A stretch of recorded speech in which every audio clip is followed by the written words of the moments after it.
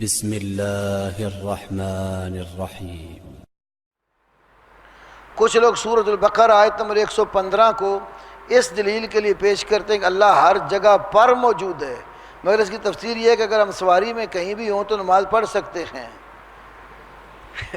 وَأَيْنَمَا تُوَلُّوا فَثَمَّ وَجْهُ اللَّهِ، اس سے بنا رہے ہیں، حالانکہ یہ بات صحیح نہیں ہے۔ یہ ایک جہت اور قبلے کی نوعیت اس میں سمجھ آئی گئی ہے۔ جیسے آپ کو قبلہ معلوم ہو تو پھر آپ قبلے کی طرف منہ کر کے نماز پڑھیں گے، اور اگر آپ کو قبلہ معلوم نہیں ہے، سفر میں ہیں، کسی ایسی جگہ پر ہیں، پھر جدھر بھی رخ کے نماز پڑھو سمجھو ادھر ہی اللہ ہے۔ تو اللہ سے مراد یہ بات نہیں ہے۔ عین وجہ اللہ لفظ ہے۔ وجہ کا عربی زبان میں معنی ہوتا ہے چہرہ۔ چہرے کا انکار کر کے کوئی اور ترجمہ کرے نا رضامندی، تو وہ صحیح نہیں ہے۔ چہرے کا اقرار کر کے رضامندی مفہوم لو تو اس میں کوئی حرج نہیں ہے۔ تو اس سے مراد اللہ کی رضا آپ کو ہر طرف نصیب ہو جائے گی جدھر بھی آپ کا رخ ہو گیا۔ باقی اللہ کہاں ہے؟ قرآن خود بتاتا ہے، الرحمن علی العرش استویٰ، رحمان عرش پر مستوی ہے۔ اب وہ کیسے ہے یہ کسی کو نہیں پتا، نہ اللہ نے بتایا، نہ نبی پاک صلی اللہ علیہ وسلم نے، نہ صحابہ نے۔ امام مالک رحمہ اللہ سے یہ بات عقیدے کی تقریباً بڑی ہر کتاب میں موجود ہے۔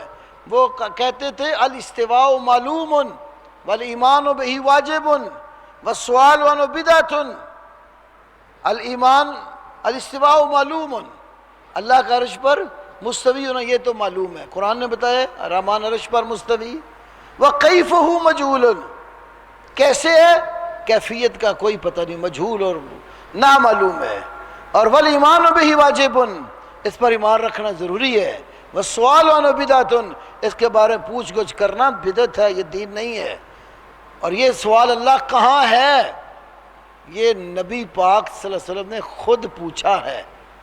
مسلم میں اور نسائی میں حدیث ہے، ایک صحابی کی باندھی بکریاں چرایا کرتی تھی، تو ان کی بکریوں میں ایک دفعہ ایک بکری بھیڑیا لے گیا، تو اس صحابی کو بڑا غصہ آیا کہ تیرے ہوتے ہوئے تو بکریاں چرانی تیری ڈیوٹی ہے، تو یہ بھیڑیا بکری میری لے گئے۔